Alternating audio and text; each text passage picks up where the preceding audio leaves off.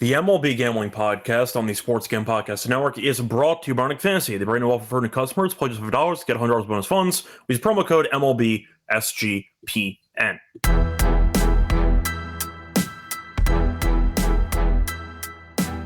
And welcome, everybody, to the MLB Gambling Podcast here on the Sports Gam Podcast Network. It's currently Thursday afternoon, October 9th, a rare episode right around the usual recording time during the regular season, as it's around 5 p.m. Eastern.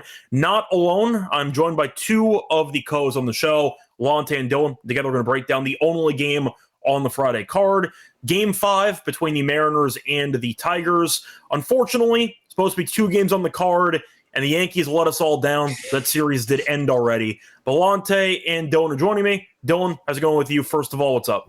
I'm actually doing good. I think I've told you guys. I haven't told Lonte, but I've been hate watching. It's been actually really enjoyable, these playoffs for me. So I kind of want to ask you, both of you are Yankee fans. How are you doing? Scott, I was watching the game going through Twitter, and I saw you tweet out if Ben Rice gets another. It wasn't Ben Rice, it was Volpe. It was Volpe, that's who it was. And they wind up pitch hitting for him in the ninth. So how are you guys feeling? That's the question. I do want to ask you, though, to clarify. When you said hate watching, that was only the Yankees, or you were hate watching every team? Every team. Okay. Every team. Okay, just checking. Yeah. I mean, I did the solo show last night, so I talked about it in depth. I've roasted this team for most of the season for not being fundamentally sound.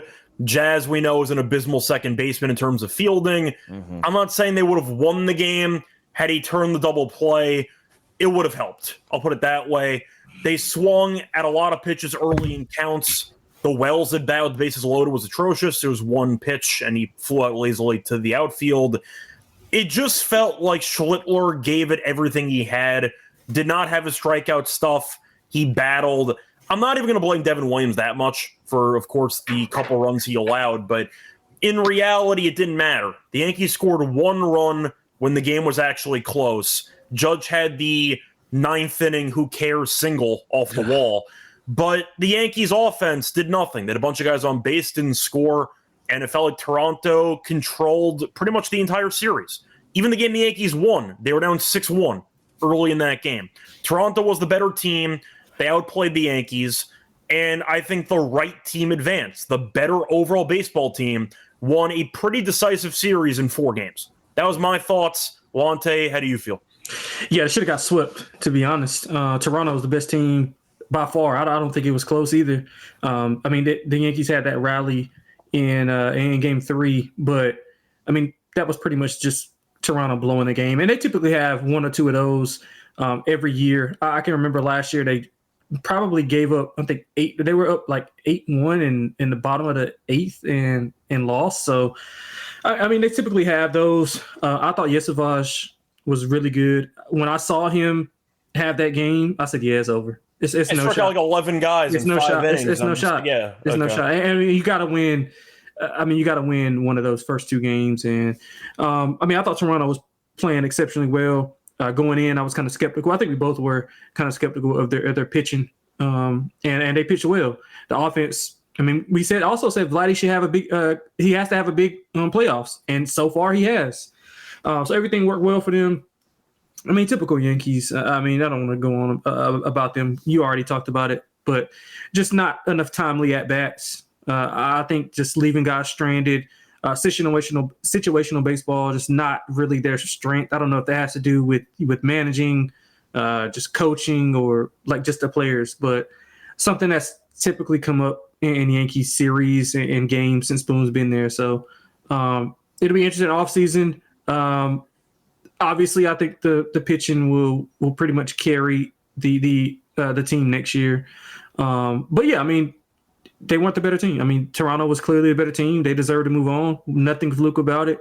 So hopefully the Yankee fans they'll be yelling fire Boone for the rest of the year. Were you guys surprised that in a bullpen type game, Schneider pushed every right button for the Blue Jays? I'm gonna say no, because the Yankees. I thought the Yankees. I thought the Yankees were going to smash them. I mean, a bullpen game. I thought that going in too, but when you're actually watching the game unfold, yes, Toronto's pitchers performed well, and it felt like he was pushing all the right buttons. But the Yankees construct such horrible at bats. I don't know if it actually matters who's pitching. That's fair. But they used a lot of the bullpen in that blown game. So I'm like, oh well, it's a slam dunk. The Yankees should be. The arms aren't as fresh as they normally would be. I think that's a discredit to the Yankees. I mean, give credit to Toronto, of course, the pitching staff and the coaching staff. But I mean, that was a blown opportunity for the Yankees. Yeah, I felt the same way. Going in, I thought the Yankees would win. I thought Schwarber would pitch well, and he did. Mm-hmm. He didn't have his greatest stuff, but he did well enough to put them in a position to win the game. But then you're just watching these swings the Yankees are having, and they're just not actually doing anything constructive. Yeah. Bunch of early outs and counts. Jazz stranded a bunch of runners again. Wells was horrible. Volpe was a walking strikeout. And then you're going down the line of how many free outs the Yankees have in their lineup. Wells was a free out. I know he had the big single against Boston. Did nothing after that. Besides that, you're looking at Volpe, who I think is not a major league player. I've been saying this for months, and the fact is they waited until the 9th inning to stop using him. I would have pulled him in the 7th when they had guys on base and they let him bat. Yeah. But I thought he was useless too. Goldschmidt didn't bother me, except they used Rice to pinch hit for Goldschmidt. I would have rather have saved him to pinch hit for somebody else. But I just felt like the Yankees had so many free outs, and Toronto really did not have any freebies. It felt like Toronto was a full lineup that was 1 through 9. That would make you battle. They'd work counts. Both Vlad and Clement were incredible. They had two separate guys batting 5. Varsho was good too. Varsho was good too. He had 2 home runs in that one game early in the series. But the Yankees lineup had so many free outs that Judge could bat 500 in the postseason, and the Yankees weren't even close to making it to the ALCS. Yeah. Judge had an all-time great postseason based on his on base, based on his average. And you know what? It didn't matter because nobody else showed up, and Grisham batting in the leadoff spot was another free out. Bunch of guys who were just free outs. And it didn't matter at that point. It kind of seemed like the Yankees and even the commentating were just waiting until Judge got up. Because all the other guys were just, like you said, outs, ground balls, pop-ups, swinging in the dirt. Even Stanton was terrible for most of the postseason. So most of the guys didn't show up. Bellinger wasn't good either. Now, I thought he would be better. Is the question after the words now in the dugout, in the locker room, they're having fun. Is Vladdy your guy's daddy now? That's he had a good series. Yes. But let's look into the bigger Scott, picture. because you and I were actually on when he literally the day he got paid, and you and I both said, he's been good since coming into the league, but you and I didn't think he was worth the money.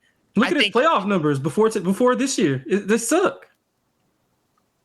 But he loves playing against the Yankees. That's what I was going to say. I mean, who doesn't, though? He's owned the Yankees for his entire career. Yeah, I mean, there have been a bunch of people he can categorize as the Yankees' daddy. Evan Longoria owned the Yankees for a while. Ortiz, of course, was an all-timer. Yeah. Because he also had the postseason stuff. At the end of the day, he got paid $500 million, and we thought it was a lot of money for a Toronto team that had really done nothing for his entire career in terms of success. And we thought that the team might be frisky. We didn't think they'd be an ALCS team or maybe beyond, but it's worked out. The thing about the money is Toronto wanted to get a franchise cornerstone player, and that's why I understood the contract. Yeah. Did I think the first year of the contract they'd make it all the way to the ALCS? No, I did not. But he's been great. Based on the numbers against the Yankees, yes, you could use that term for Vlad. We finally got to see him do something in the postseason, and he killed this team. Yeah. I mean, it is what it is, but you could argue that there are a bunch of Yankee daddies over the years, Longoria being one, or Freddie Freeman being the other, the most recent. Freeman the most recent because he had that crazy World Series, but crazy. That's what I'm saying. Like, how big of a sample do you need to be called a team's owner, basically? Because Vlad has a decent sample, including regular season stuff. Freddie Freeman does not. No. It's one series. So once again, it's kind of subjective how you determine that. Moving forward now, regardless of who wins, either Detroit or the Mariners, moving forward, who do you think poses the biggest threat to this lineup? Because, Scott, I think you just mentioned 1 through 9, there's not a lot of easy outs in that lineup. No, there's not. I think that Seattle would be the tougher matchup if I had to go between the two of them. Then again, of course, it's kind of the cop-out answer. I'm picking a team with a bye as a bigger threat than a wild card team. But we'll mention this in a second for Game 5. I think Seattle's the better team. If you want to argue how you get past a lineup that could be that tricky like Toronto, you need great pitching. Yeah. And Detroit's pitching, I know Skubal, but if he ends up pitching in Game 5 and they win, then he's not pitching for the first couple games in the series in the ALCS anyway. Do you like the other options with Casey Mize going 3 innings? All the other random options they have? Not really. No. At least for Seattle, maybe Wu comes back. Maybe. You still have Kirby. I know he's going to be pitching Game 5. You still have Castillo. You have other really good arms. I think Seattle is the tougher opponent based on the overall roster depth. What do you think, Lonte? Yeah, I agree. I mean, we talked about the pitching for Toronto that I don't trust. 1 through 9, Toronto has the better offensive lineup. Yeah. Because we know that Seattle can sometimes run hot and cold. And if the top of their lineup isn't on their A game, then it's tough for them to kind of muster up offense. So that part. But, I mean, the postseason is about pitching. We saw it. I mean, Toronto's offense was great, but ultimately their pitching shut down the Yankees' offense when it mattered. And I think the Mariners pitching 1 through 4 is substantially better than what Toronto has in their pitching rotation. Are you worried that the bullpen though hasn't really kind of been there for Seattle? Because I agree the starting pitching has been there for Seattle, but when it gets to the bullpen, Seattle's actually has not been as good as Detroit. Yeah, you could argue that once again that is true, but you still have Munoz, who's still a very 100%. solid closer in general. Yeah. So for Detroit, how good has their bullpen been? It's been fine. I don't think It's been better. amazing. Yeah, The problem with Detroit is better. can you trust them to get a lead? yeah. They can't. They just I don't trust their offense. They can't That's the thing. Yeah, I mean they could barely get Skubal 1 run. Like Yeah, I know. I can't. I mean Skubal's great. Well, last 2 starts they did get more than 3 runs though. Last 2 starts they had. I mean he's got the. I mean you're familiar with this, D-Rock. He got the DeGrom syndrome. He can't get the run support. He's pitching lights out. He This can't was get supposed one. to be me against you two today. It's fine. It's all good. It's just a parallel. I know. Yeah, I do think I want to point out, though, when you're mentioning the pitching staffs, you'd rather, of course, get the starter who gives you more length than picking a starter that gives you 3 innings and you're praying for the bullpen to stay alive for the final 6. That's what Detroit's going to do.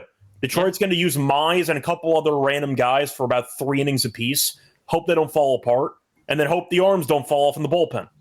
That's their strategy. Of course, you'd rather have Seattle's rotation with Kirby, Castillo, Wu, and even Gilbert. They just have so many quality starters. So if you're asking who's going to be, you're asking who's tougher. I think it's Seattle. We can mention that if, of course, they end up winning Game 5, because we'll preview that series along with Game 1. But I think the answer is Seattle. Not saying I'm picking Seattle guaranteed to win Game 5, but I think over the course of a 7-game series, Seattle would offer more resistance. If they, regardless of the outcome tomorrow, did AJ Hinch keep his job? Yeah. Yeah. I think if they would have lost to Cleveland, we had a conversation. Yeah. But you got past a round. You basically have one starting pitcher because you turned Mize into a glorified opener. For that's not his fault. Yeah. And you still have managed to become 1 game away from the ALCS. I think Hinch is safe. Yeah, I agree with that. I agree because, the reason I asked is because you and I talked about it, I think last week or 2 weeks ago, and we are like, hey, if they're one and done, his seat could be extremely hot at this point after blowing that 15.5 game lead. So yeah, but in reality, they got to the same spot they were in last year, right? 100%. Yeah, so I don't think it matters. I agree. Either way, anything else you guys want to talk about before we get into Game 5 involving any of the other teams? I guess, are you surprised how good Aaron Nola pitched for 2 innings? He actually killed the parlay that I had. I lost by 1 leg. I took the under Nola strikeouts. It was 2.5 because I knew he was going to go about 2 innings, and he struck out 3. I don't understand why they pulled. I can understand. I didn't think he was going to go long, but he actually did much better than I thought he was going to do. Well, that was the argument of why they pulled him, because they thought he might fall apart if he saw the order a second time. I was a bit surprised. I knew they were going to piggyback Suarez. I thought Nola would go until either he got into trouble or they decided maybe 1 or 2 times through, time to pull the plug. I thought they pulled Nola too early, but it didn't matter because Kershaw pitched. Yeah. So it didn't really matter because the bullpen came in. Roberts punting that game using Kershaw in his farewell tour. Yeah, it didn't really matter in the end because the Phillies scored a bunch of runs. But I thought it was a fascinating choice, but it worked out. So you know what? Props to the manager because everything's hindsight. If you do something that's weird and it pays off, you'll get a genius. And it worked out for the Phillies in Game 3. Are you expecting Shohei to, kind of find his rhythm offensively? He has one hit this series. All I'll say is they won a World Series last year. There are way too many playoff Judge narratives and not enough playoff Ohtani narratives. Really? Ohtani was horrible in the World Series last year. Nobody talks about it. He was atrocious. Yeah, I mean, because they won. Yeah, that's the winning covers all. That's what happened with Kershaw. Kershaw has 2 rings. People think he's an all-time choker. And the counterpoint is he has 2 rings. I gotta look up his numbers. He is. He technically is. No, he is. I talked about it yesterday. That's the Peyton Manning thing. He has the most losses in the first round. Yes. The counter argument is, he has 2 rings, so everything's fine. But it's a team sport. No, Ohtani in the World Series was god-awful last year. He hit 105 with 2 hits. Yeah, it was terrible. Oh my god! I think one of those was a homer, right? One of those was a homer. Let me see. No, he had 2 doubles. He had a double off the wall in Game 1. Yeah, I remember but that, the point is, Ohtani in the postseason has really not been good. I know he had the home run. He had the 2 home runs against the Reds in Game 1. I think the Reds are a fake playoff team, but it is what it is. Yeah, that's fair. But you go through the Ohtani numbers, and not enough conversations had about how bad he's been. We have to start creating that narrative. No.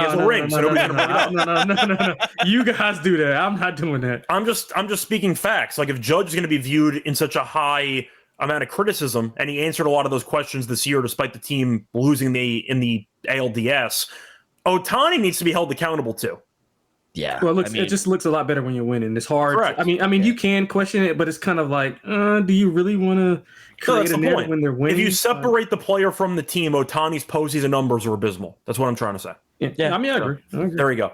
All right. Anyway, before we get into the Game 5 breakdown for Friday, a reminder, first of all, the NHL is back. Dylan has a team to root for again, which is nice for him. Devils play tonight. But the NHL is back. So is the Hockey Gambling Podcast. Join Ryan and Joel as they break down the biggest game, storylines, awards, and best bets throughout the season. Let it slide. Not ride, but let it slide. Also, a reminder that we are brought to you by MyBookie.ag. So using to bet on playoff baseball, football, college football, hockey. They have a prop builder second to none. Model simple. Bet anything, anywhere, anytime. Use crypto for deposits and payouts. You're going to sign up for a new account. We have a new deal with MyBookie. Use the code SGPN for a special 100% bet back bonus $500 for customers. Look at the G promo code SGPN. We're also brought to you by Novig, which is America's #1 prediction market for sports. Get some great prices. Eagles tonight, for example, against the Giants, -7.5 is -103. Available in 35 plus states, so make sure it's available in your state when you're listening to the show.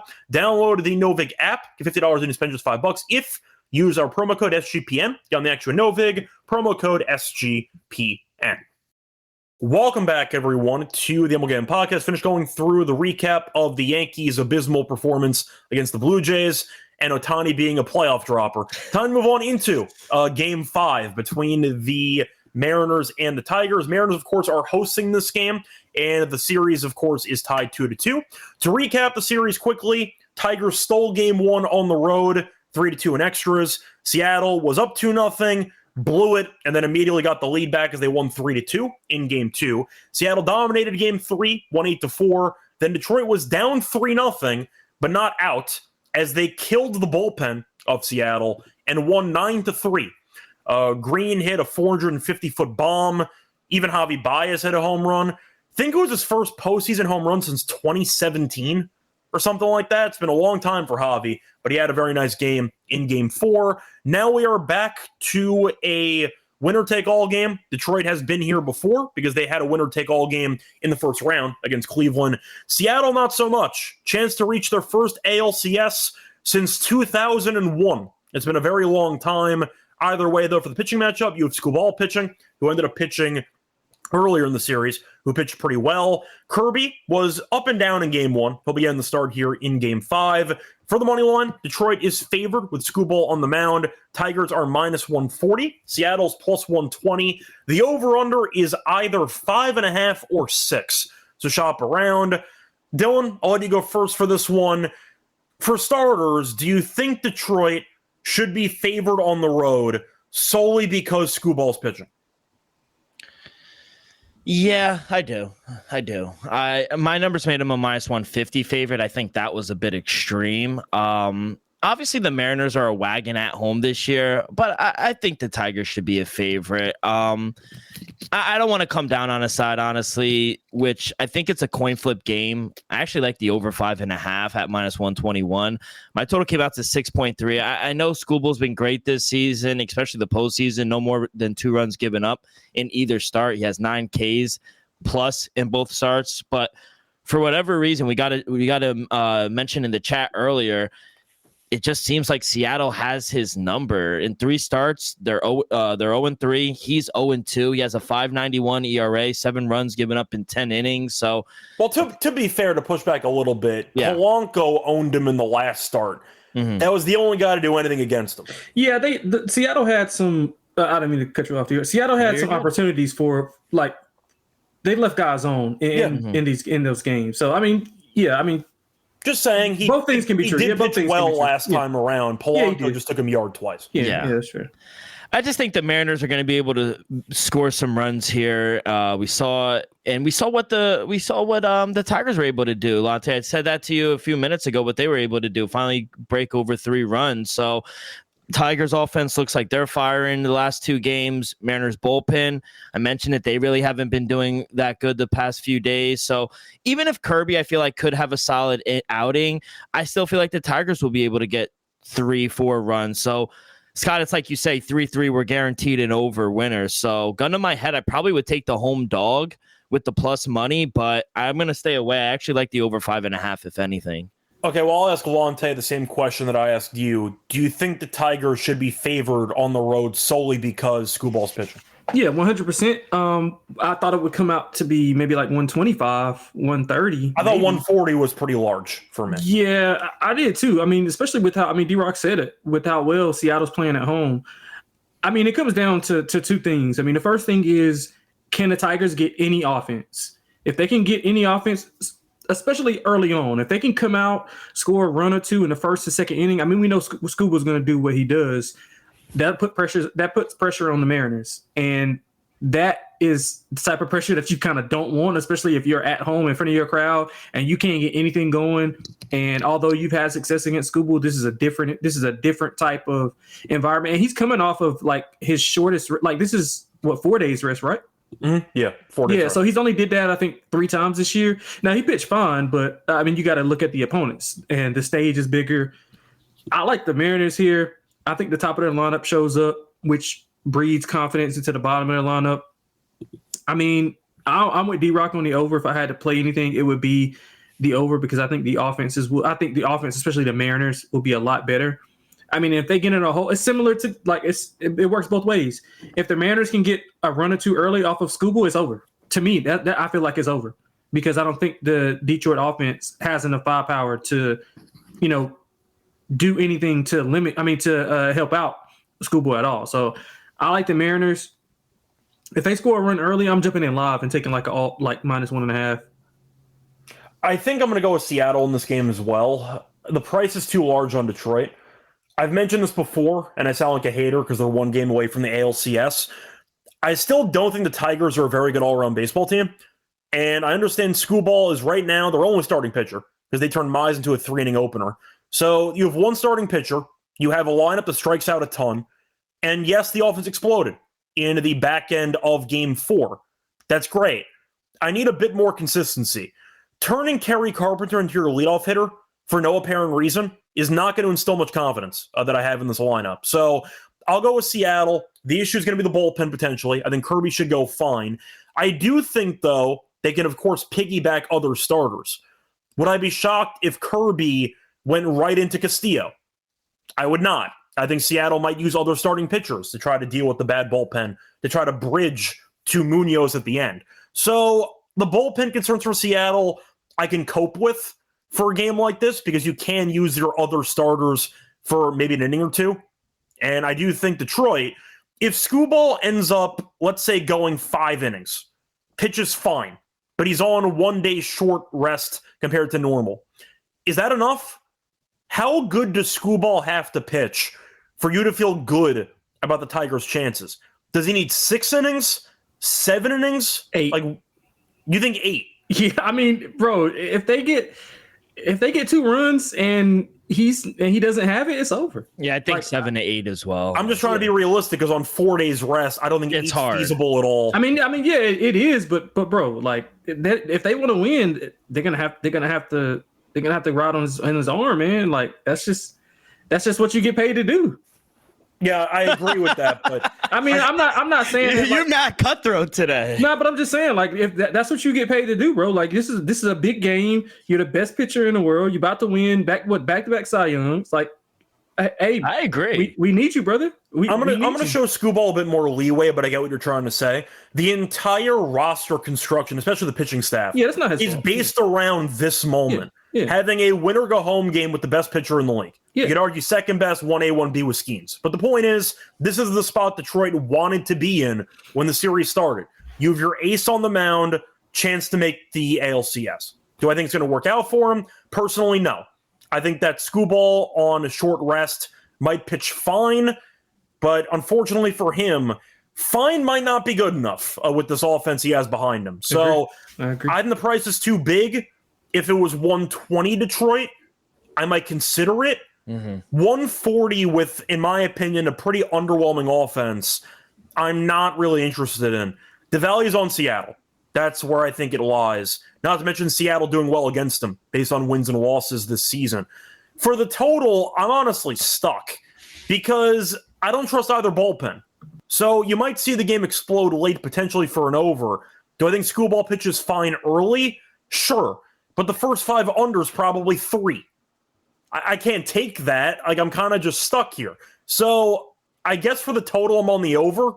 Conceptually, on 5.5 being too low. But I'll go Seattle on the side. It would be pretty fitting for their franchise's history if they just no-show this game 5 at home. It would be pretty on brand for Seattle to have won nothing in the entire franchise's history. But I'll give them this one. I'll take Seattle at home with the crowd at around plus 120 is the best price right now is what I see. I see 120. So anybody want to make a case for Detroit, or we're all going Seattle here? No. What could go wrong? Yeah. I'm just asking. Yeah, I mean, I can't. I mean, I can't do. I mean, bro, he's gonna have to go like.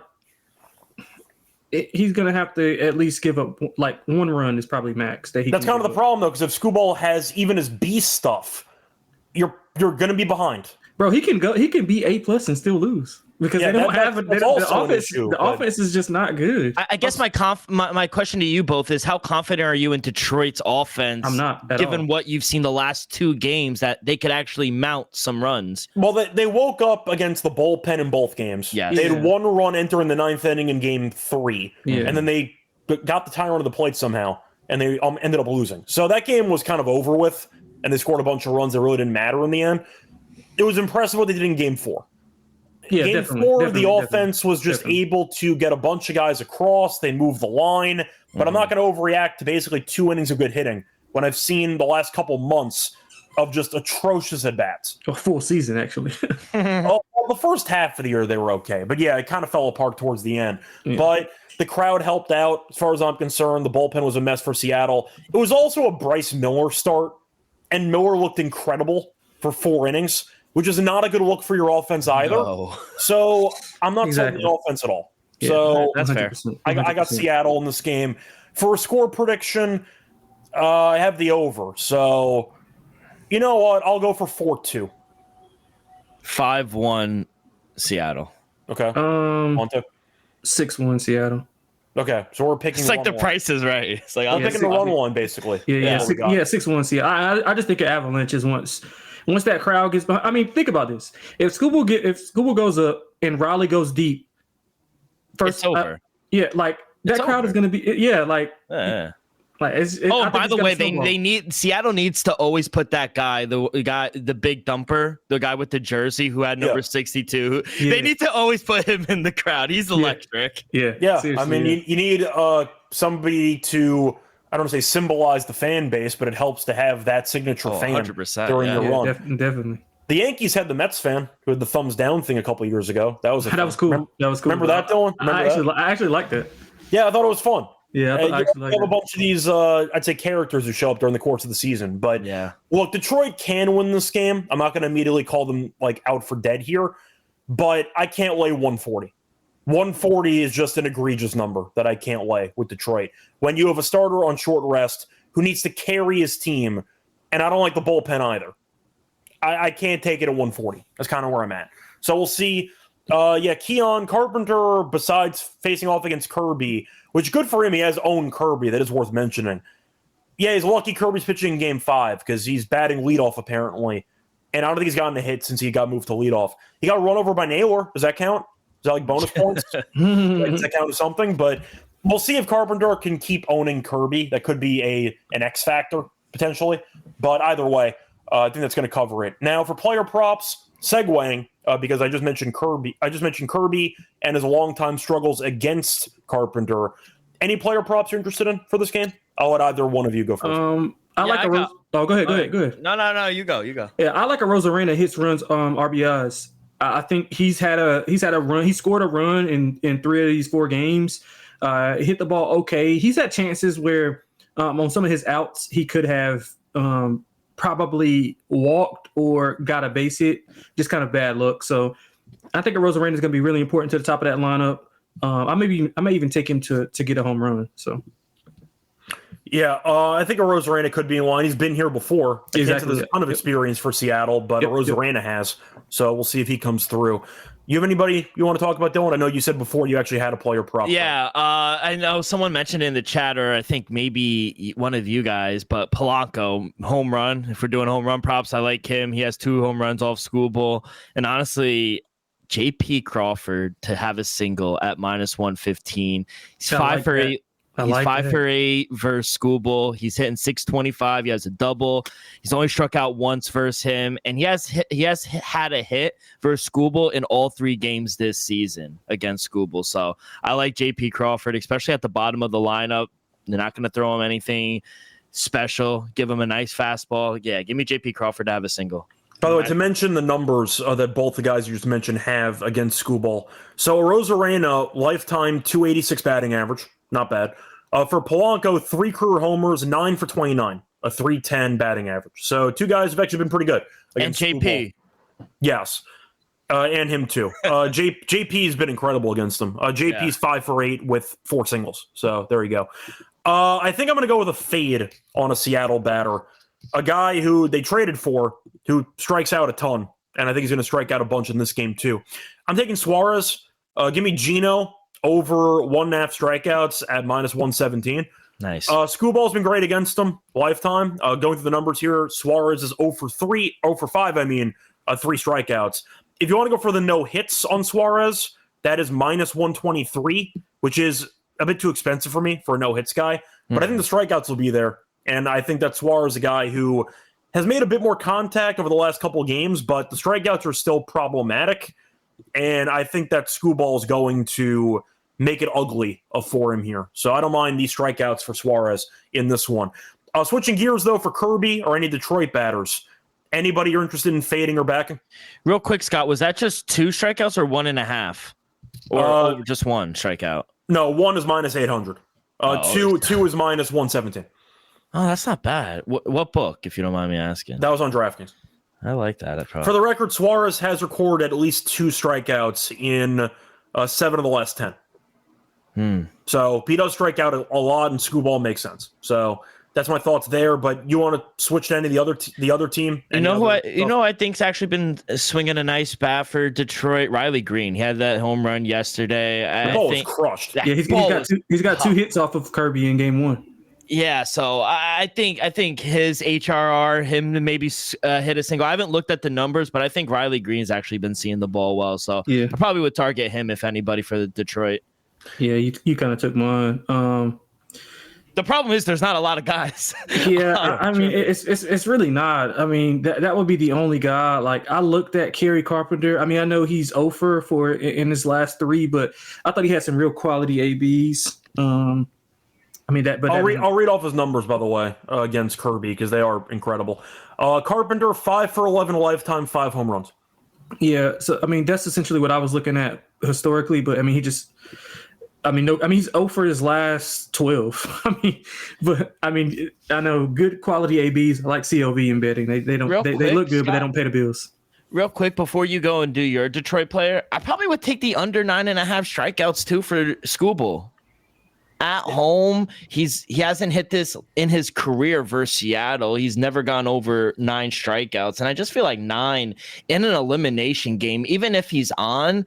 I think double-digit strikeouts is a lot to ask for. What is the juice on that under? What's the juice on that? It's actually plus money. Yeah, the under 8.5 strikeouts. I'm good. I'm putting that in right now. 131 on Novig. I'm putting that in right now. 124.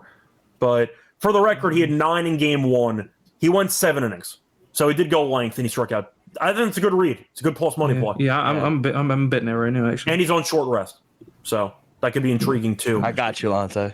Yeah, appreciate it. For my Detroit fade of a batter, the thing is, I'm trying to think of how many lefty relievers Seattle actually has, because they're going to be platooning some guys like Colt Keith and Parker Meadows might be platoon for. I saw that Meadows' no hits was minus 140, which I thought was a bit juicy, but I get it. I don't mind actually going for Meadows under half HRR, which is at minus 110. And I think it's interesting. He's had 0 stats this in the last 3 games. He had 1 plate appearance in the last game. So he will get lifted early if they end up bringing a lefty reliever, which of course is dicey because you're gambling on whether they're going to bring a lefty in or not. But Meadows isn't bad anyway. So that's what we do, Scott. We gamble. That's what I'm saying. That's why we call this the Gambling Podcast. But he's 2 for 7 lifetime against Kirby with 4 Ks. So a couple of hits, but a couple of really bad strikeouts too. Give me the Meadows under half an HRR, predicting a pinch hitting appearance for somebody else take a spot. That's where I'll go. I'll get creative with the pinch hitting, I'd say Happy Hinch, who's going to bring in Jahmai Jones at some point. Jones will be getting at least 1 plate appearance, so hopefully it's for Meadows. That's my thoughts there. Anything else you guys want to add? No, I'm good. Yep, there you go. All right, that's going to wrap it up for the Game 5 preview and the player props. Before we get into the Lock and Dog picks, a reminder, they're brought to you by our sponsor, which is Unranked Fantasy. You can play Fantasy Pick'em for a chance to win 5 your times your entry. Pick higher or lower on your favorite player stats. Available 10 different sports as well, whether it involves playoff baseball, you have basketball, you have hockey, bunch of sports. Keep that in mind. And a reminder, you can also check out the new offer that we have with Underdog. Play just $5, get $100 bonus funds. Use the promo code MLB SGPN. We're also brought to you by Rhythm. They're off to a great start in college football and NFL. They had a great overall week with passing prop overs in week 5 of the NFL season. 8-2 on the passing prop over. So check out Rhythm for the player prop recommendations. And also, they have a nice week cash prize giveaway just for tracking your bets in the app. Track 5 bets of the same type from the model that you build, and you can win $1,000, no questions asked. We have a nice promo code with Rhythm as well. Go to the app, and when you sign up for a new account, use the code SGPN25. When you download the Rhythm app for a quarter off first month, that Rhythm, once again, promo code SGPN25 for a quarter off your first month. Welcome back, everyone, to the MLB Gambling Podcast. Finished going through the Game 5 preview between the Tigers and the Mariners. Time to move on into our Lock and Dog picks. Instead of Lock and Dog, we only have one game. We'll do best bets instead. I think it's easier that way. Dylan, I'll let you go first. What's going to be your best bet for the game? I'm going to take my boy JP Crawford to have a single at minus 115. I just think he matches up well against Tariq Skubal. He has a good history against him. And I just think at the bottom of the lineup, I think maybe second time around, he's going to be able to get to Skubal. So, I'll take him at minus 115 to get a hit. Bonus, if we're going to do a bonus, I actually really like the Skubal. I just found it a few minutes ago while we were talking, but at plus money, I see plus 124, plus 125 at Bet365. So shop around, but under 8.5, 9.5 is like a low number, which most books don't have, but under 8.5 in a game where we might not think he could go 7-8 innings, I think it might be tough to get 9 strikeouts tomorrow. So that's at plus 124. I think that's a pretty good price. I think it's a great price. I think it's a good find too. Lonte, I'll ask you, what's going to be your best bet for Game 5? Yeah, I'm going to just keep it simple, man. I like the Mariners to win the game. We're getting plus money on a team that has been incredible at home. Hopefully they can, restore some pleasure into that franchise. So I'm going to go with the Mariners. I think they win pretty convincingly, to be honest. So I'm going to take the plus. I mean, anything with a plus on. Was it plus 125?